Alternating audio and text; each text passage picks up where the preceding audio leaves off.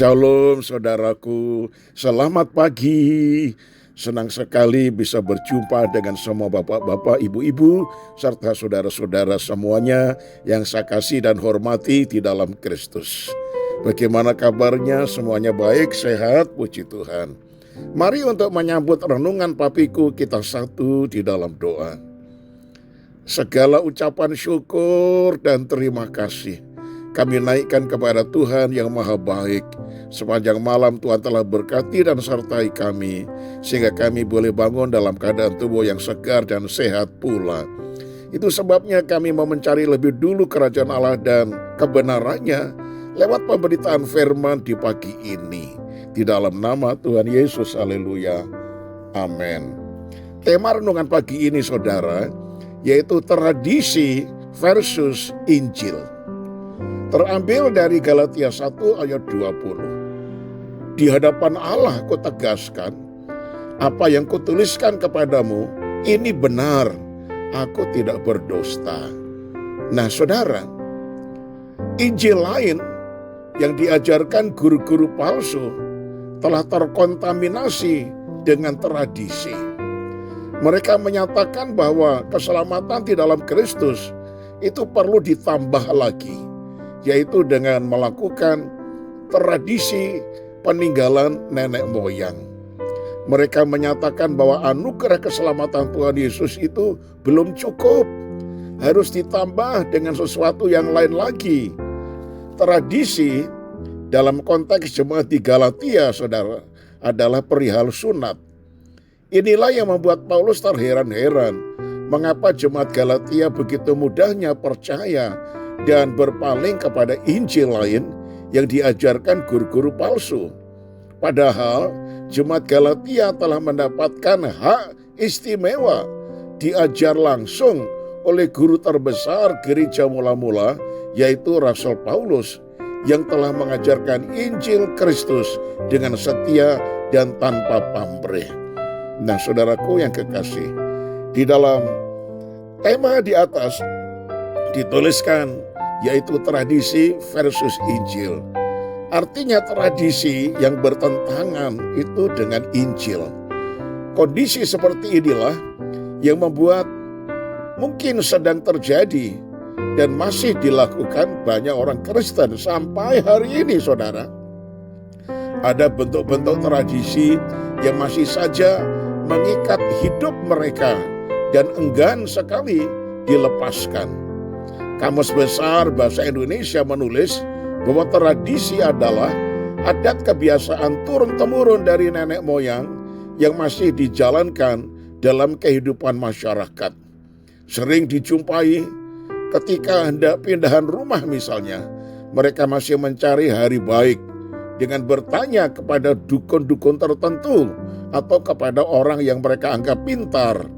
Ketika mau menikahkan anaknya, maka orang tua masih mencocokkan dengan weton, melihat keberuntungan, kesuhu-suhu, percaya kepada perimbun-perimbun. Nah saudara-saudara, masih percaya kepada Hong Shui, kepada Feng Shui, ramalan bintang, dan sebagainya.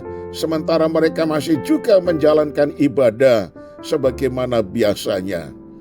Apa yang dilakukan ini saudara-saudara sama artinya masih enggan meninggalkan Mesir, lambang dari cara hidup yang lama, dan tetap saja menjamah apa yang najis. Menjamah yang najis bukan semata-mata berbicara tentang dosa perzinahan secara fisik, tapi juga perzinahan secara rohani, atau tidak sepenuhnya percaya kepada kuasa Tuhan dan memberhalakan sesuatu. Ini berbahaya saudara. Apapun alasannya, tindakan kompromi terhadap cara hidup dunia adalah bertentangan dengan kebenaran Injil. Nah, dikatakan di dalam suatu perumpamaan oleh Tuhan Yesus Kristus, saudara-saudara, bahwa setiap manusia itu harus betul-betul meninggalkan cara hidup yang lama. Nah saudara-saudara, cara hidup yang lama itu sudah sia-sia. Firman Allah mengatakan bahwa di dalam Kristus kita adalah ciptaan baru, bukan? Artinya perkara yang lama, termasuk agama yang lama, tradisi yang lama, yang tidak sesuai dengan firman, yang tidak cocok dengan firman, maka harus rela kita tinggalkan.